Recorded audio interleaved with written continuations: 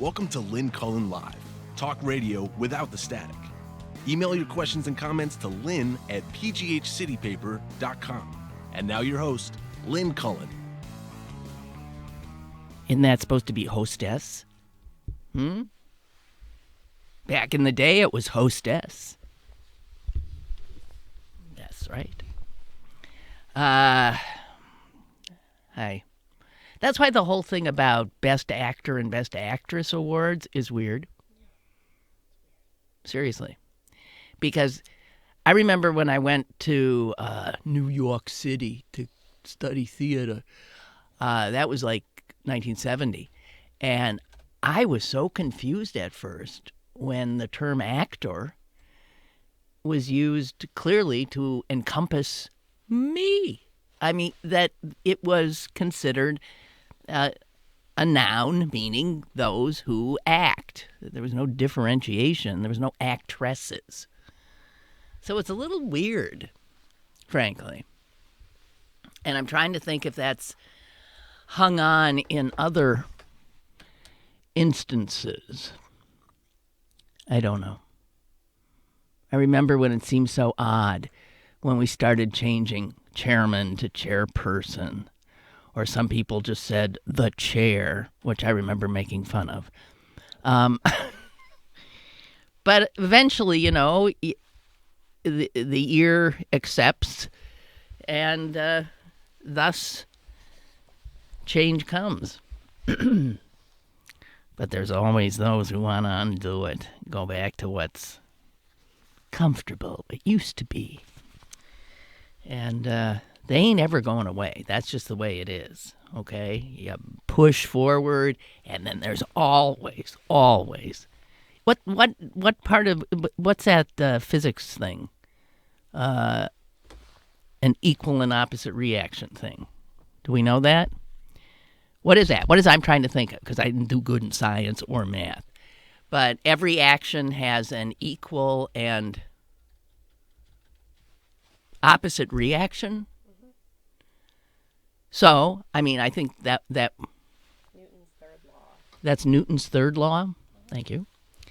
So this is true in the world of politics as well. And anytime you're feeling victorious, please remember it. Every action has an equal and opposite reaction. So, is it ever wise to pass a police car? Do you know what I mean? You're on the parkway. You're going along just fine and dandy, and then all of a sudden you see right up ahead in the other lane a police car. And damn if he ain't going like a smidge under the speed limit. And I'm thinking, well, I tried to hang back for a while, and then, man, I just couldn't. I couldn't. So I thought, and everybody did. You could see all these people that have been going faster. As soon as you hit the police car, everybody lags, slows down. So I thought, I'm going. And I went. I didn't zip past him, but I did exceed the speed limit in passing him, and then continued slightly exceeding 5, 6, 7 miles. And I didn't know if I was being foolhardy, brazen, or perfectly within my rights. I don't know. And I did think for a minute, that's a Pittsburgh police officer. Can they ticket you on the parkway? That's state, isn't it? I don't know. But, I mean, if I'd gone 90 miles an hour past him. But I did. And then I felt pretty, don't intimidate me, you cop. So, here I am. Not arrested. So I'm reading the papers today, and here's a headline from the page 3, I believe, of the Wall Street Journal. Top of the page. Faded Steel City gets an unlikely assist. And I remember sort of sighing and thinking, I wonder which town around here this is about. And turns out it was McKeesport. So I'm so sick of reading these stories, but they're still true. So they talk about, how McKeesport used to have a population of 55,000. It now doesn't even have 20,000. And how quickly that happened. 34% of its residents live in poverty. Wow. And then they talk about how there's plans to put a medical marijuana facility in one of the old steel mills, I guess. And also a pipe manufacturer is planning to reopen an old mill. So they're talking about that's good news. Some jobs there. Pot and tubes. There's a joke in there somewhere. Pipes. Oh, it's a pipe manufacturer. Pipes and pot. Yeah, definitely a joke there somewhere. So yesterday, somebody, let's talk about the Georgia election.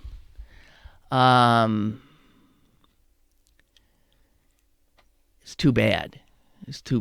The kid didn't pull it off.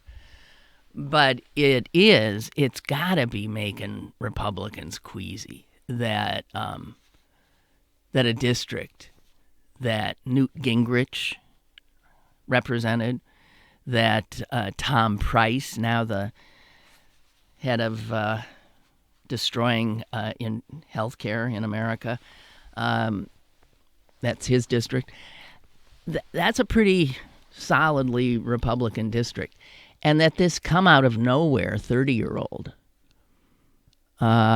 could take on, 12 or 13 other candidates, most of whom were Republicans, and he got over 48% of the vote.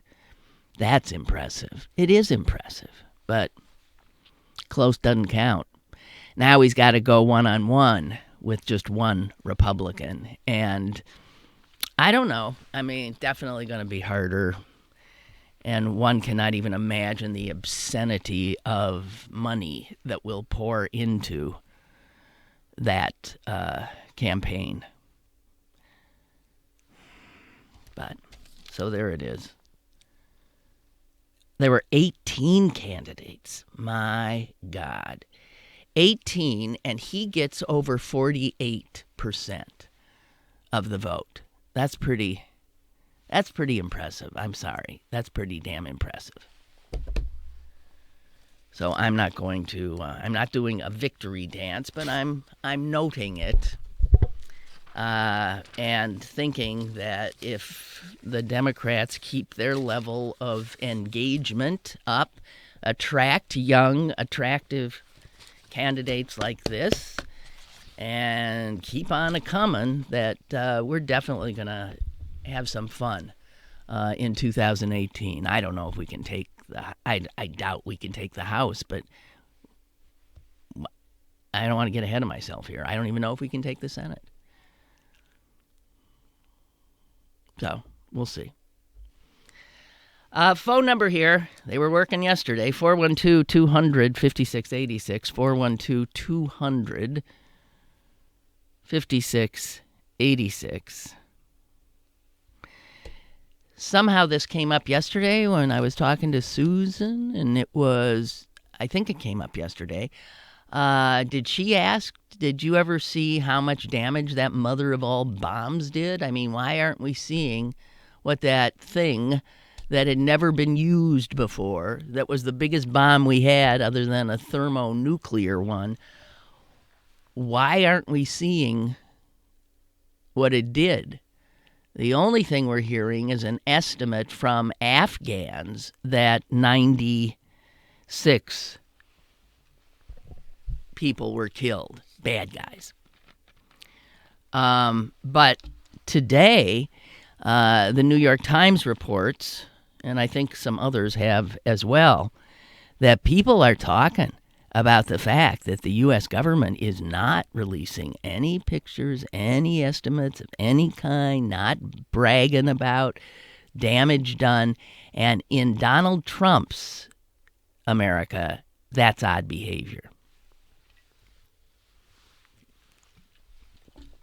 The reluctance of the United States to discuss casualties and other damage from the 22,000-pound bomb is concerning a lot of folks, including the people who are allied with us in Afghanistan. Here is one such member of council in the province that was hit. I and other people have this concern that why Americans are not letting anyone visit the scene of the bombing. And the report shows that there's nobody, there's all these, contradictory statements. Has anyone even been near it? If, in fact, this is such a big bomb and they killed off the people that were there, why, for some reason, is the U.S. not allowing anyone to go in and, assess? It is odd. And they say, this is odd. So only one senior Afghan official said that 96 Islamic State militants, 13 of them major commanders, were killed. However, he provided no proof or any information on how he reached the number of 96 if nobody had been to the scene. So conflicting reports on the impact of this mother of all bombs, on the impact on the system of tunnels that it was also targeting, and all these contradictory statements coming out of Afghani and the silence from the Americans. Odd. Here again, a quote from one of the Afghanis. Why the bomb with such a big destruction had so few casualties? If there was some 90 Islamic State militants, then why were our own forces not able to eliminate them in a military operation? If that's all that was there, what was the need for using such a big bomb? Oh, I think maybe because Donald and the generals got off on it. They were itching to try that baby. Somehow Obama managed to, keep his instincts to have such a masculine moment in check, but as did George W., because that bomb was available to him as well, so I don't know. And the bad guy's radio station, right there, known as the Voice of the Caliphate, was supposedly destroyed last year. It's up and running, and it is it's having a field day with this because it's saying not much of anything happened. They're saying the media was expecting that this bomb would have killed all the IS fighters or forced them to flee, but that is not the case. Your guess is as good as mine, but I ask you, when in any other operation was the Pentagon and or certainly the Trump White House quiet after a strike? Especially a strike using a weapon of this magnitude that had never been used before. The silence is odd. Just saying. Silence is odd. And back to those crack guys in the man, these guys are impressive. The Pentagon I'm talking about and the Trump administration working hand in hand. This is the funniest thing. I can't even, actually it's not funny. Because if there is this little communication between the Pentagon and the White House, and there appears not to be any communication between the State Department and the White House, or for that matter, anybody in the White House, because nobody knows what the White House is going to think, do, tweet at any given moment. So everybody is, I don't know, at sea, unsure, uncertain, and they say that's just what Donald Trump likes. But so when Donald Trump told Fox, who else is he going to tell? It's the only one he talks to. He told Fox last week ago, when the North Korean saber rattling really started in earnest. He said, "We're sending an armada." Armada. Never knew how to pronounce a Spanish word meaning a bunch of ships. "We're sending an armada," he said. And he let people know, as did Sean Spicer and others and I believe even the Secretary of Defense. We're going to be muscular. Enough of this patience stuff. We are going to be muscular, and I am sending an American carrier and its fleet and the rest of its whatever, the armada, other warships, right near North Korea to let them know, you see that? You go ahead. You try, because all this American muscle now is sitting right outside in the Sea of Japan. And everybody again said, wow, how presidential, how macho, how exciting. The USS Carl Vinson.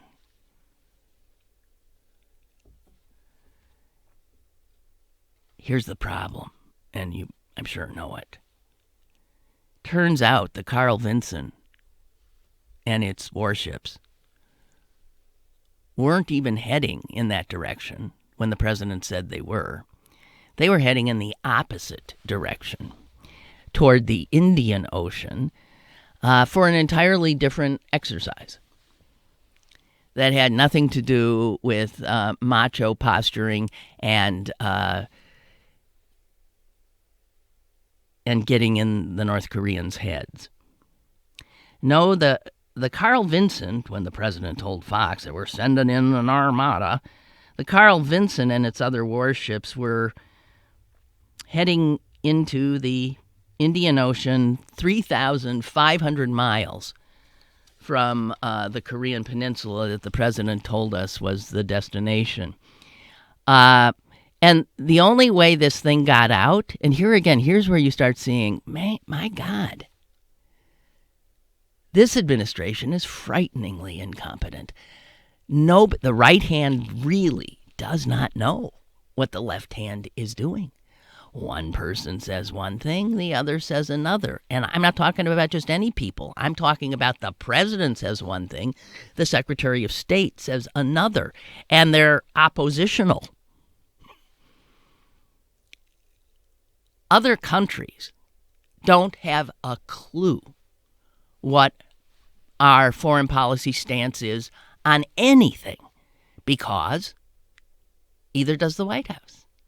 I mean, depending on what day is it, what time is it, what kind of mood is he in, nobody knows.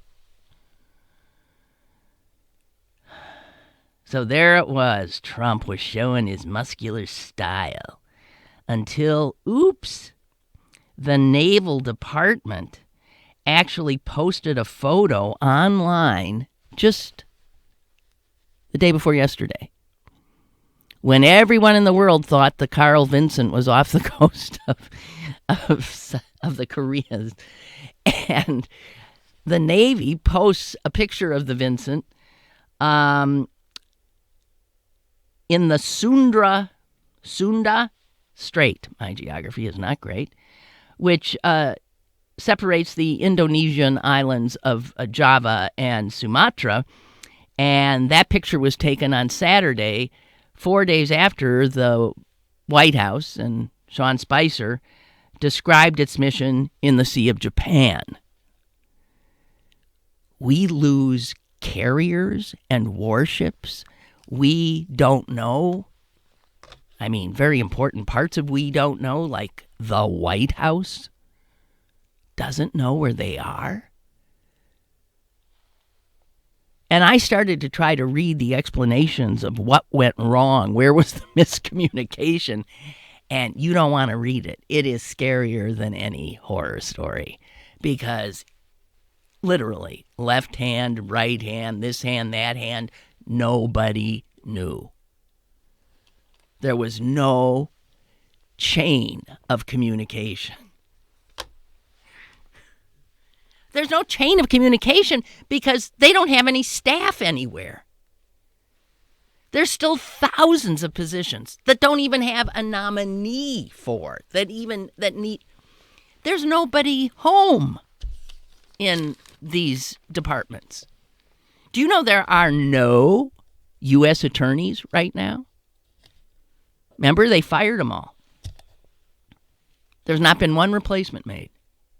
Oh, granted, there's acting U.S. attorneys. Whoever was the second in the office has had to, step up, but those aren't necessarily vetted U.S. attorneys, signed, sealed, and checked off by the Senate. Very amazing, actually. The good news, everybody says O'Reilly's toast. Yep, O'Reilly's toast. The board of 21st Century Fox is meeting tomorrow. And tomorrow is the day when I guess his fate will be signed, sealed, and delivered. And this comes after another accusation by another woman just yesterday. He's their big draw. He's their franchise player. But he now, every major advertiser has decamped. He's got no advertisers. If he stays, he'll continue to have no advertisers. And the old man likes him a lot, Rupert. But the sons are in charge now. And when you see the money that goes out to keep O'Reilly on, he might be a money-making machine, but an awful lot of it is turned right around and in lawyers' fees and sexual harassment settlements. So even though the president has assured us all that Bill O'Reilly didn't do anything wrong, I got a feeling he's done. And I got the feeling because everybody else is saying it looks like it's done. And it couldn't be more than him getting axed. It could also be the guy who took over from Roger Ailes when he was, what a viper's nest. God. A guy named Shine, Bill Shine, took over. And his name is popped up in the Ailes cases as somebody who shielded Ailes, knew what was going on, paid people off. So it could be Shine's going to go down, and O'Reilly, and oh my God, maybe MSNBC can pick him up. Got a big audience, lots of money. But I suppose the advertisers wouldn't come. So, power of the people there, power of the people to affect the power of the purse. Oh, we're getting ahead of ourselves, and I, in fact, do not know that he's toast. I'm just hearing an awful lot of people who probably do know say that. So, Beth writes, I love the fact that there was a Republican candidate in that Georgia race, Dan Moody, who had tons of cash behind him. He sent out Trump robocalls last week to the areas of the district that voted for Trump. He was supported by and had ads done by Georgia Senator David Perdue. He had all this establishment help, and you know how many? He only got 8.8% of the vote. I'm telling you, yeah, there's reason for feeling like, we can start turning these places. Beth says it doesn't seem like much, but coming from this affluent Republican stronghold, it gives me hope that Trump's days are limited. Well, did you see Senator Ernst of Joni Ernst of the great state of Iowa, was heard yesterday saying that Trump is a very flawed president, and clearly letting us know about her disgust of him as a man, but of she likes his policies. So whatever. You see this Republican dance continuing of trying to distance themselves from the exceedingly unpopular president, while still keeping behind him for their, what a vile pas de deux with the devil. It's hard, you look at these people and you think, you're despicable. So I almost texted you, Celine, when I saw that the guy was done in by his craving for chicken nuggets. I mean, hand that to McDonald's. Yeah, gotta give it to him. Yeah, and the thing is, there was a reward put out, right, for anybody who gave information leading to his capture. So who does that award go to? The employees at that place? The one employee who spotted him? The one who made the call? The one who tried to keep him there for a little longer while the other one made the call? I think some of those McDonald employees are going to get a lot of money. They damn well should. Chuck says, hang on, I all of a sudden forgot how to use the mouse. It's not working, that's why. Oh boy. Okay, here. I don't think Republicans are concerned in the slightest about Ossoff's near win. Trust me, their gerrymandering of the past decade or two gives them every reason to be confident in 2018. Yeah, but see, this district is a gerrymandered district. When you come that close in a district that was made for Republicans to triumph, and a Democrat out of nowhere almost gets enough votes to win outright against, the Republicans altogether only got a few more votes than he. So you bet they have concerns. Trump, by the way, is tweeting this morning that pretty much that they won because of him. They almost lost because of him. Chuck says, sorry, but right now I'm glass half empty.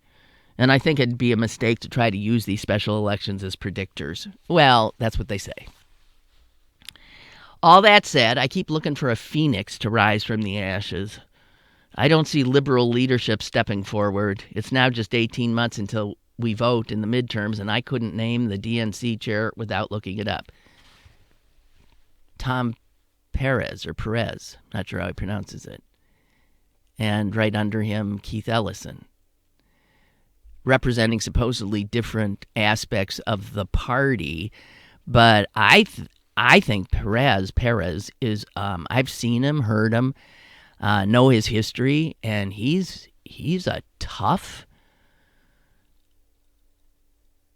very liberal guy. The problem with the Democrats is the Bernie crowd that seem to be spending more of their energy talking down Perez and anybody else that's a Democrat rather than trying to come together. And I don't Bernie Sanders is making joint appearances with Tom Perez, but he very pointedly said yesterday when asked if he would join the Democratic Party, he said no. So the Democrats have some difficulties, I think. And what I haven't seen talked about is the Russian hacking was meant to knock off Hillary, which means the Russian hacking was targeting and trying to help those who ran against her. We know this. No, they were trying to help Bush in the general election. But don't tell me they weren't trying to help Bernie in the primary. And so they're finagling, they're spreading of false information also was targeted at Democrats to turn them off to Hillary Clinton. So a lot of the real nasty Hillary stuff was aimed at Bernie's voters. And inasmuch as they got played, that's something that needs to be discussed, talked about, and I don't know. I'm not sure. The Democratic Party is in the same kind of disarray that the Republican Party is. Clearly, it could be the party system. I mean, the party system obviously seems to be wounded. Predicting the demise of any party is generally unwise. In just my tenure paying attention to this stuff, I have seen many times the obvious demise of the Republicans, the demise of the Democrats, and here they still are. But each time they're wounded a little bit more. So I don't know. I don't have a clue where it ends. But yeah, I hear you. I hear you, Chuck. The Democrats. But see, Ossoff is there. You never heard of him, and there he was, very impressive, very well spoken, good candidate. So maybe we need to see more of that. People you didn't even know.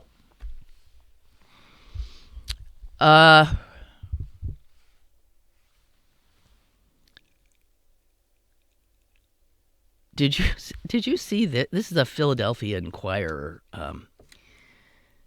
story that is just mind-blowing. You know, you find these stories that tell you how your government works or doesn't. This is the kind of reportage that when newspapers go down will disappear. And this particular one is about something that most of us never think about at all, and that's if you want to buy insurance, home insurance, homeowners insurance, renters insurance, car insurance, whatever, you can go to an insurance person, and they have to be licensed by the state, and the federal government in the 90s came out with a law that said no one who'd been convicted of a felony could be given a license to sell insurance. And a lot of folks in the States didn't like that. They knew lots of felons who they'd like to have sell them insurance, apparently. So a lot of the states came up with what was called a waiver system. And they could give waivers to certain felons that they found to be fine people who could sell you insurance. And it's clear that they said the program is very strenuous. We would give a felon a waiver only after a voluminous, that was the word, voluminous background check. Well, you know where this is going, right? So, let's take the case of a Pittsburgh woman, okay? I didn't hear of this, but this is a doozy. 50-year-old Elizabeth King. It was out of work, needed to make a living because she had, I guess, been in jail, and after being convicted of credit card theft in 2012. But so this is what happens. You're in jail, you get out, it's hard to get a job. So she thought I could maybe sell insurance, and she applied for a waiver from the state. And after a voluminous background check, these guys said, yeah, sure, Elizabeth, you go, here's your papers. You go right out and do some insurance selling. Whoops. They knew she'd been convicted of credit card theft just 3 years earlier. But what their voluminous research failed to turn up was just 4 weeks earlier, she was charged with felony identity theft, accused of opening a number of credit cards in her own daughter's name, and then racking up more than $12,000 in charges and not making a payment.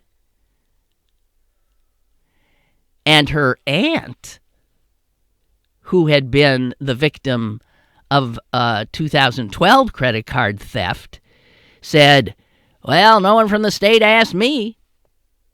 If they'd asked me, I would have said to them, you can't allow her to be near money.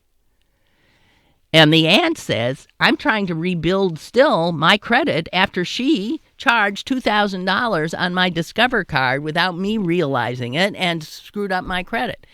But she was granted, after this tough review, the ability to sell you insurance. In fact, she was authorized to sell accident, annuities, health, and life insurance for Columbian Life Insurance Company, which apparently didn't do much vetting on her either. Says here that the state of Pennsylvania issues more waivers than any other state. We just, I guess, I don't know, we have issued, since 2004, over 100 waivers to people convicted of murder, kidnapping, robbery, drug dealing, burglary, fraud, money laundering, passing counterfeit currency, and other crimes. Why would you let anybody who did that kind of thing sell insurance?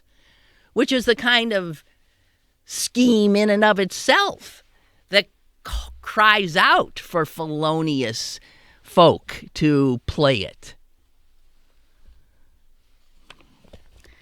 They're saying that one of the problems is our great Republican state legislature has cut the staff of the agency that has to oversee all of this by more than half in the recent years, and they simply don't have the people to do the rigorous and comprehensive and voluminous work that needs to be done.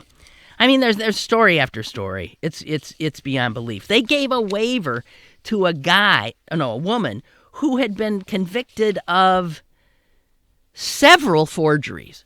She was good. You would give a forger an insurance? Yeah, they did. It's another woman, Catherine Almeida.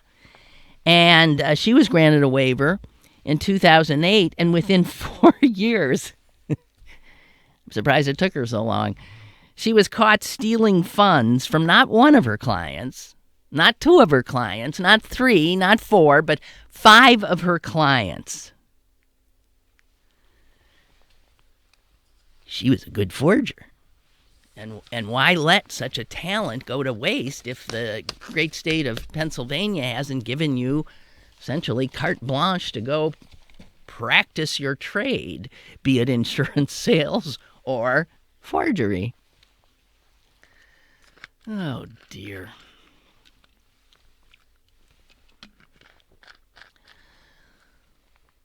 So, I got to tell you something.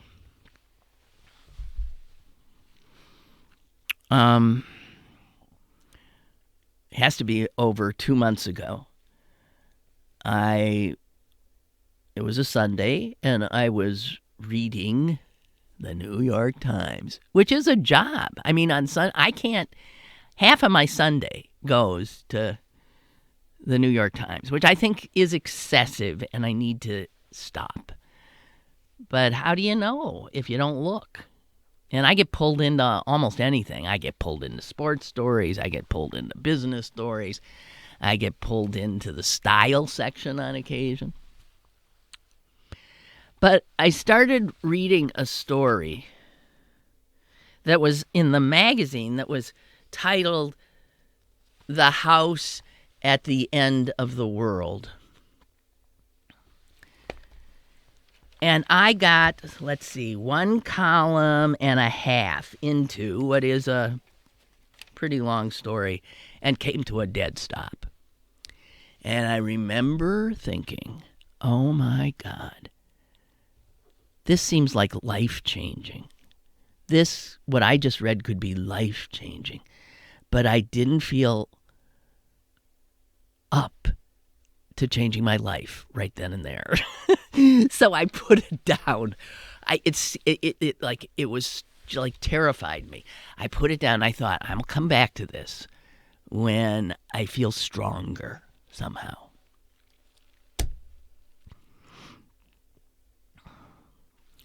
I felt stronger yesterday. I read the article.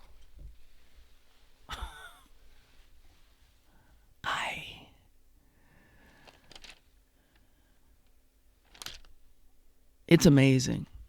And here's the part that it's about this man. Mostly, it's about 2 men, but it's about this guy.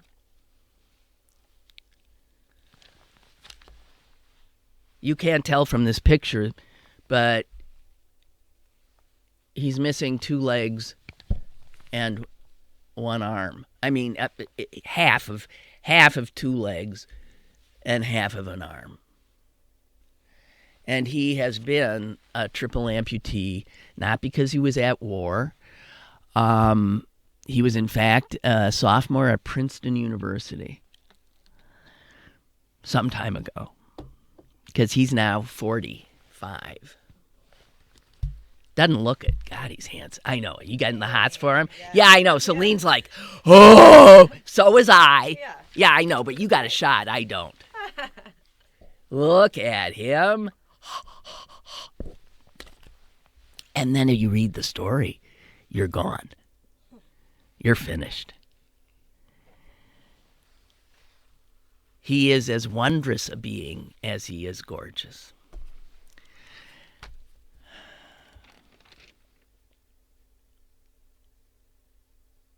I don't know. Given the time, maybe I'll read you that column and a half, and I'll stop where I stopped, okay? So this is him, and his name is B.J. Miller.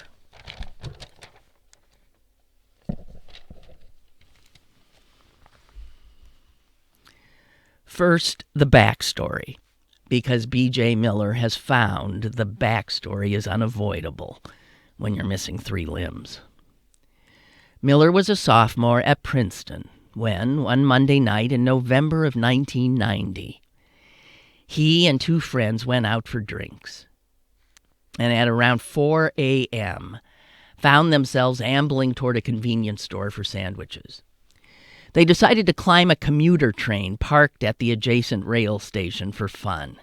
Miller scaled it first. When he got to the top, electrical current arced out of a piece of equipment into the watch on his wrist. 11,000 volts shot through his left arm and down his legs. When his friends reached him on the roof of the train, smoke was rising from his feet.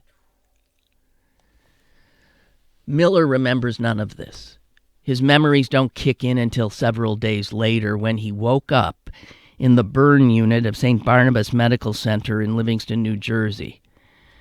Thinking he'd resurfaced from a terrible dream, he got out of bed and tried to shamble across his hospital room on the charred crusts of his legs until he used up the slack of his catheter tube and the device tore out of his body, and then all the pain hit him at once.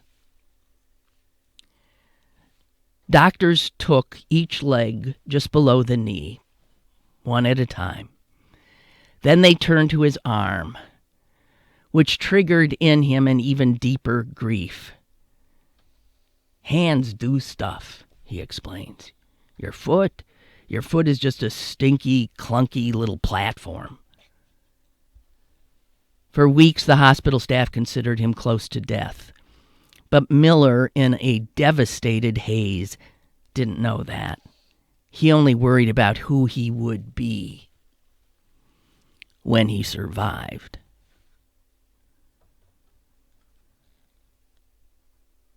For a long time, no visitors were allowed. The burn unit was a sterile environment.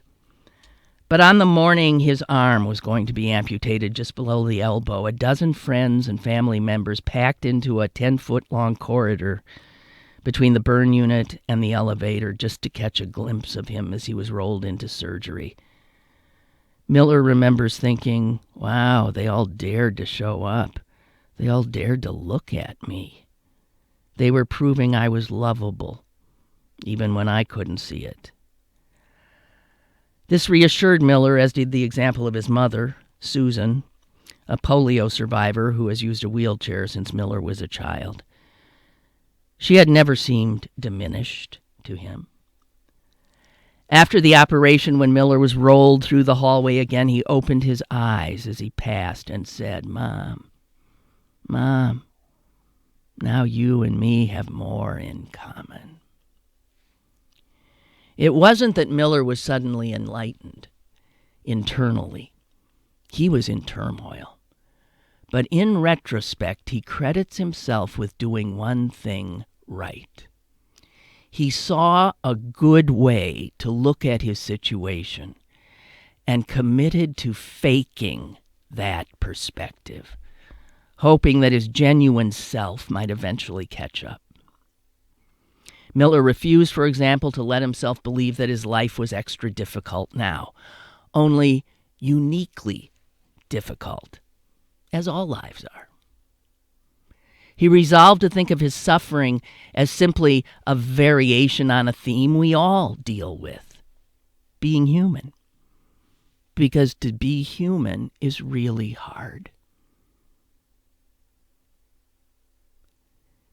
He came from a privileged background, able-bodied suburban boy with two adoring parents, but he never felt entitled to any angst. He saw unhappiness as an illegitimate intrusion into the carefree reality he was supposed to inhabit. And don't we all? Don't we all do that, he realized. Don't we all treat suffering as a disruption to existence instead of an inevitable part of it? That's where I stop.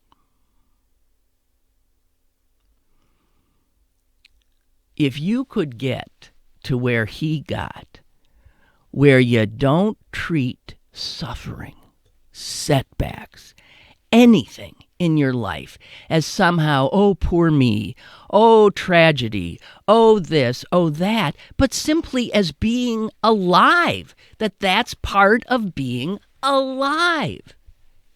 In other words, embrace it. Can you imagine if you could get your head there? He did. And the rest of the story is mind-blowing.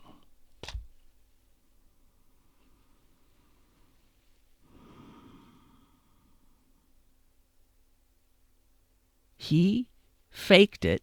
It's an AA thing, isn't it? Fake it till you make it. He decided that life, come on, let's not kid ourselves. This is what happens. You get thrown curves. You roll with the punches. You have to.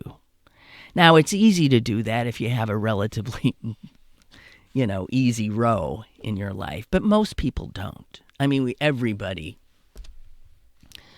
comes up against things which seem unbearable to them. He came as close as you're going to death, and then to survival, and then to supposed diminishment. And he really, he's just brilliant. I cannot tell you. He ended up becoming a doctor who deals in palliative care. So he deals with people who are losing their lives, and he is amazing. And most of the story is a story of him and an interaction with a 27-year-old man who is dying, who had done him an extraordinary favor years before, and how that favor is returned. It's mind-blowing. I thought, really, if I can get in my head, because I'm exactly like this, I see unhappiness as an illegitimate intrusion into the carefree reality I am supposed to inhabit. And that's nuts. Our troubles, our pain, are not a disruption of our lives. They are our lives. And the only way you get through is to embrace all of it. And if you could really get your head to that place, wow, would you live? Right? That's what I think. So if anyone want to go looking for this, it's in the January 8th New York Times. The House at the End of the World.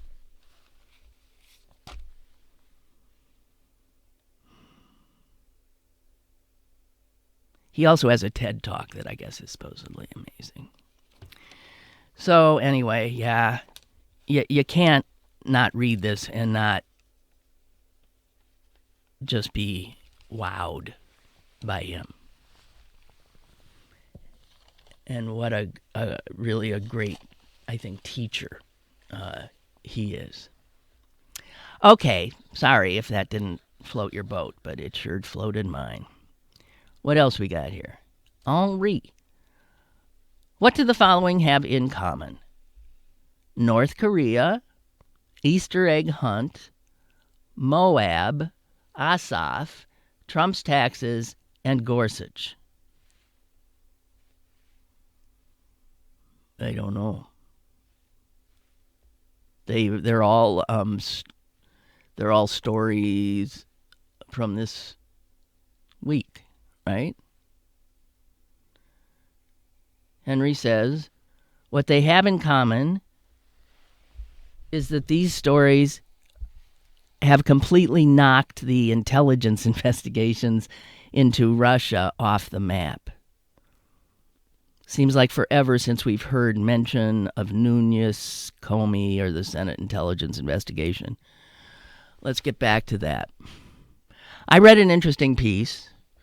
Comey apparently came out yesterday and did acknowledge that the FISA warrant they did acquire was based on, you can't get a FISA warrant until you can show probable cause that something nefarious is going on. Probable cause. And that's a standard that has, it's not necessarily easily met. And he acknowledged, I believe yesterday, I'm not sure in what forum, that the FISA request for listening in on that Trump-related phone was a direct result of showing the FISA judge the Steele dossier. That was the one that has all that stuff in it, from golden showers to blah, blah, blah. When we were told that none of this is supported and this and that. But here's the thing. People who know how intelligence works and how this justice system works says he wouldn't have, that what this is, they're showing that with that, the stuff they have, they already have caught one little fish, and that's Carter Page. They got that guy dead to rights, apparently. And they're fishing, they're letting them know that, it was, so this Steele memo, if you're in that memo that the British former agent put together, you maybe should make sure you get a lawyer fast. That people say that what Comey was signaling is, hey, all that stuff in that memo, we're corroborating it. We got more and more and more and more and more. So there's other little fish out there that we're going to hook. Manafort, Flynn, for sure. Who knows who else? Maybe the big fish himself. What they're hoping, of course, is these little fish turn and I don't know, the fish sing. And they can use them as bait to take down some of the big fish. My guess, Henry, is that these things are ongoing. To be patient. There's no way this corrupt-ridden White House and the corrupt manner in which it got to the White House is not going to end in jail for, I think, quite a few people, and maybe indeed impeachment. And just listening to Senator Ernst yesterday when she was sort of saying that Trump was flawed, to say the least, that she didn't like him going down to Mar-a-Lago and his commingling of this and that. She was, Republicans are mostly in private are saying these things all the time. What was my point? Oh, but she made a big point about the fact that Vice President Pence comes to our congressional caucus and he's there, he hears us, we're able to tell him these things, he goes back to the president. And I'm thinking they're all just waiting to somehow get Trump out and put Pence in. I mean, you can just hear it. And that's troublesome because I don't know if this Russia thing can take him down. And even if it did, you'd end up with Ryan. Here's the problem, right? That is the problem. And did I dream this, or hang on? I'm looking for one thing in particular. Come on. We've got a moment, right? Hang on. I just want to. Okay, Ivanka.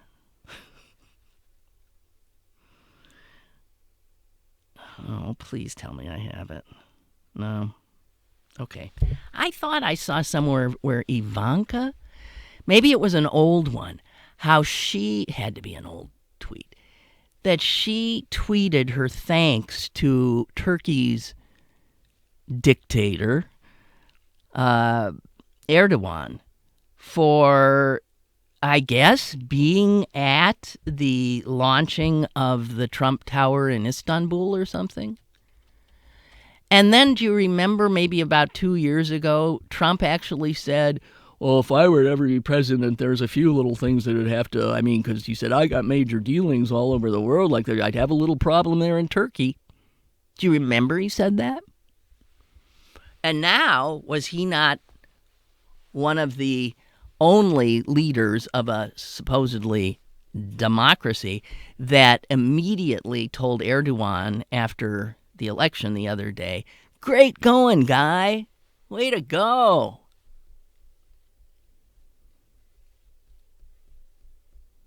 And then Erdogan turned around and started arresting people left and right who said the election, which was pretty darn tight, was in fact stolen. So here was a tweet that I was interested in. Here it is, Ivanka Trump. And I don't know when this came out. She says in her tweet, "Thank you, Prime Minister Erdogan, for joining us yesterday to celebrate the launch of Trump Towers Istanbul." And somebody tweeted that and said, "This is so beyond troubling. U.S. foreign policy is being sold for hotels and handbags."